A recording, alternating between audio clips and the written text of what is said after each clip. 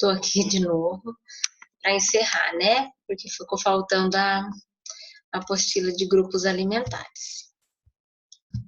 Então, vamos lá.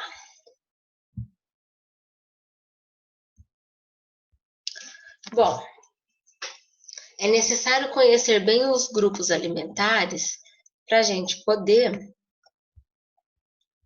identificar os padrões alimentares de uma população. Então, assim, a gente tem, dentro da nutrição, a gente tem alguns grupos que eu já até abordei com vocês. Esses grupos, eles compõem, inclusive, a pirâmide hoje, né? Que a gente usa como um guia de alimentação saudável, né? A gente tem o guia, que foi publicado em 2014, né? Mas a pirâmide, ela torna tudo mais visual, né? Então, ele é indispensável na construção de um planejamento alimentar, conhecer os grupos, e os alimentos de cada grupo fornecem alguns nutrientes chaves. Por exemplo, vocês já me viram falar, né, do grupo dos cereais. O grupo dos cereais é um grupo que é fonte de carboidrato, mas ele tem outros nutrientes, né? Aí a gente tem o grupo das frutas e verduras, que são grupos fontes de vitaminas, minerais e fibras, mas eles também têm outros nutrientes. Aí a gente tem o grupo das carnes, leites e leguminosas e oleaginosas, que são grupos fontes de proteína. Mas, por exemplo, o grupo do leite é fonte de cálcio, o grupo da carne é fonte de proteína e ferro. O grupo das oleaginosas e leguminosas é fonte de ferro e proteína, mas eles também são ricos em fibras, né? Então, a gente tem, assim, a gente divide por grupos para facilitar, né, a promoção de práticas e hábitos alimentares. E a gente tem que saber que a prática e o hábito alimentar, ele tem início na infância. Aliás, não é nem na infância, é dentro da barriga da mãe, quando ele está sendo gerado. Porque hoje os estudos já mostram que o líquido amniótico, ele leva o sabor das coisas que a mãe mais come. Então, a criança mais consome, né? E a criança, ela tende a gostar mais de coisas que a mãe consome durante a gestação, certo? Então, é muito antes da infância, né? Quando a criança está sendo gerada, que o hábito alimentar já pode começar a ser formado. Uma alimentação saudável é aquela que nos traz saúde, aquela que me faz bem, não é aquela alimentação que é uma obrigação, né? Ela me faz tão bem que eu me habituei com ela. Só que ela deve ser orientada desde a infância. E o que pode interferir nas escolhas de alimentos que a gente consome?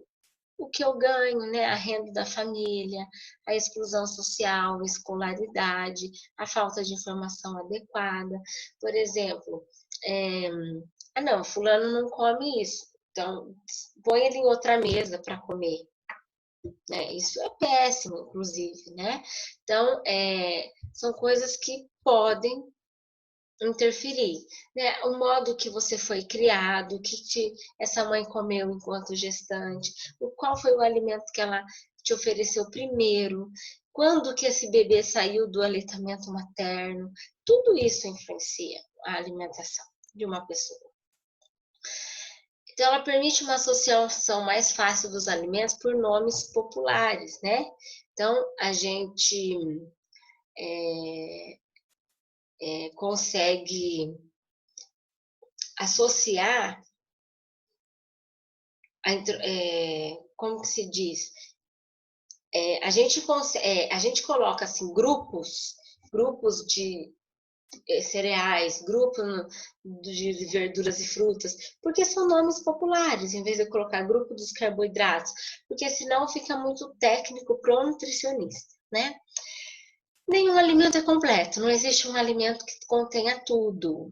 Um parênteses, existe um alimento que contém tudo até os 6 meses de idade, que é o leite humano, né? Você sabe que eu sou fã número 1. Se tiver alguém antes do 1, sou eu. né? Para mim não existe um leite mais completo e ainda assim a gente encontra alguns minerais que estão um pouco abaixo, mas em compensação eles são mais biodisponíveis do que nos outros alimentos, né? A única proteína que a gente consegue digerir e absorver 100% é a do leite materno. Então, não existe nenhum alimento completo, com exceção do leite materno, de 0 a 6 meses, tá? Por que eu digo isso? Porque ele deixa de ser completo. Ele deixa, na verdade, de suprir a necessidade do bebê a partir de 6 meses, certo? Mas não quer dizer que ele deixou de ser completo para a faixa etária que o bebê se encontra, que aí ele já consegue, já deve comer outras coisas também. Mas além do leite, ele pode se manter tomando leite o leite materno tranquilamente, tá? Mas não existe um alimento que eu pegue e diga, coma só esse que vai suprir tudo. A gente precisa de um conjunto. Nenhum possui todos os nutrientes em quantidade suficiente para atender necessidades do organismo. Então, uma alimentação saudável é uma alimentação planejada, né, que eu balanceei, que eu adequei, contém todos os grupos de alimento e ele tem uma procedência segura. Não adianta eu fazer o melhor cardápio e não orientar essa pessoa que determinadas preparações ela tem que deixar na refrigeração. Não tem como, né? Come, mas estava estragado, como é que vai comer, né? Então, existe o grupo dos pães, né, o grupo dos cereais, e nesse grupo a gente encontra arroz, batata, macarrão, polenta, farinhas, etc. Eles são responsáveis por fornecer energia, por quê? Porque eles são ricos em carboidrato.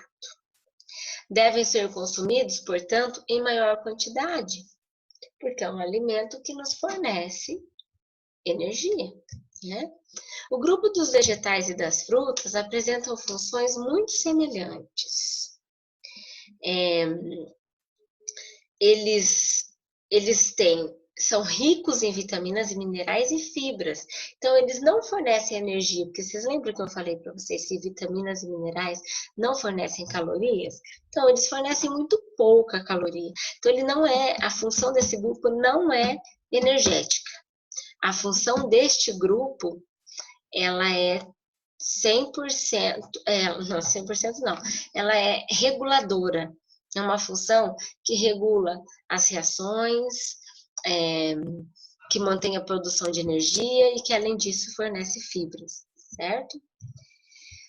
Eles também fornecem águas e fibras, né? E é pobre em proteína e lipídio. Eles têm, dos macronutrientes, eles são ricos em carboidrato, né? A fruta é rica em carboidrato, né? A cenoura, a beterraba, a abobrinha. Dos 3 macronutrientes, o que mais tem ainda é o carboidrato também. O grupo do leite e dos derivados inclui iogurtes, queijo, requeijão, são fontes de proteína, mas eles também têm carboidrato e eles são fontes do cálcio, além do fósforo, né, também. O grupo das carnes, feijões e ovos também são ricos em proteína. Esse é o grupo, junto com o do leite, que tem função construtora e reparadora dos tecidos. E só que o grupo das carnes e dos feijões, eles são, além de fontes proteicas, eles são fontes de ferro, certo?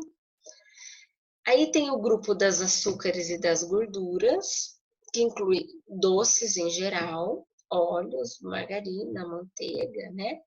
E são os alimentos que a gente deve consumir em menor quantidade.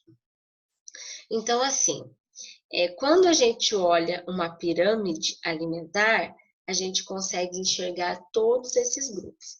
Ou, a partir de 2014, o Guia Alimentar incluiu o grupo das oleaginosas no andar da proteína. Eu vou mostrar isso para vocês, tá bom?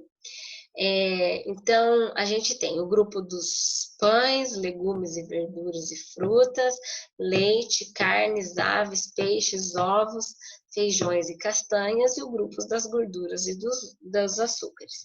Por que o açúcar e a gordura é o que a gente tem que consumir menos?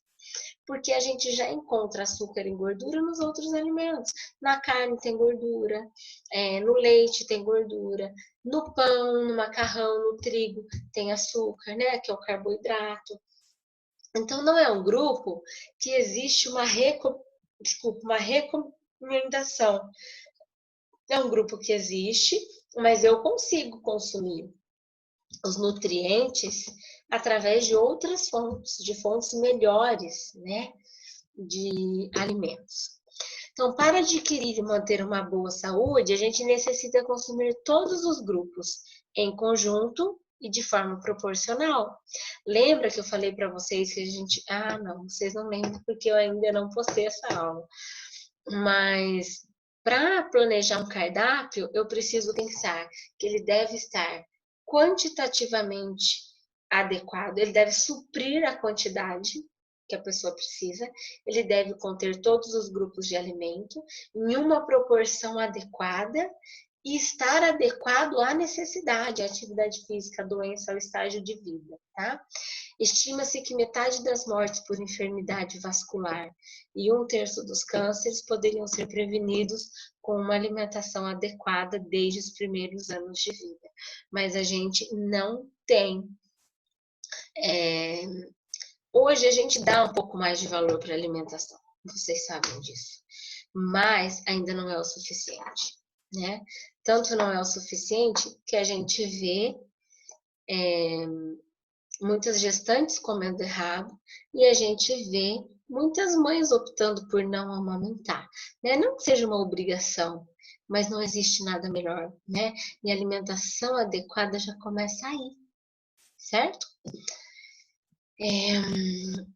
Eu acho que até aqui tá tudo bem com vocês, né?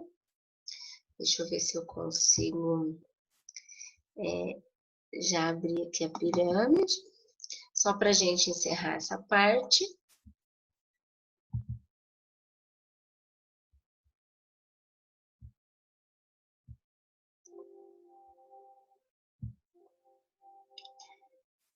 Que eu quero, na verdade, só fechar com os grupos alimentares, tá? Para vocês. Eu quero que vocês visualizem os grupos na pirâmide.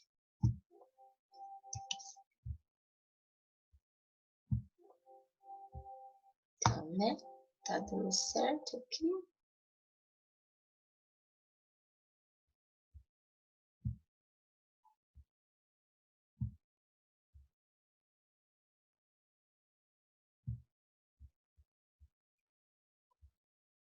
Bom, então a pirâmide alimentar, ela é um instrumento que a gente utiliza, né, para a gente poder visualizar a existência desses grupos, né, alimentares. É um instrumento de muito fácil entendimento para a gente poder cumprir a recomendação de alimentação saudável. Mas eu vou direto para ela mesmo, que é o que me interessa, na verdade. Tá? Eu quero que vocês gravem isso aqui.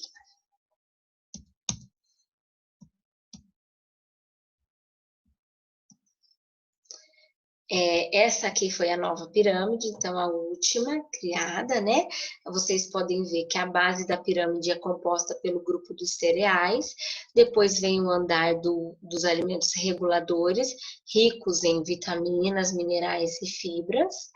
Aí vem o andar dos alimentos construtores, que inclui o feijão, carnes e leites. E dentro do grupo do feijão encontra-se as oleaginosas.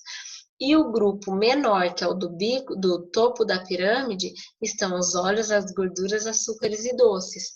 Então, o que mais a gente deve consumir ainda é o grupo dos carboidratos, lembrando que o carboidrato, quando consumido com fibra,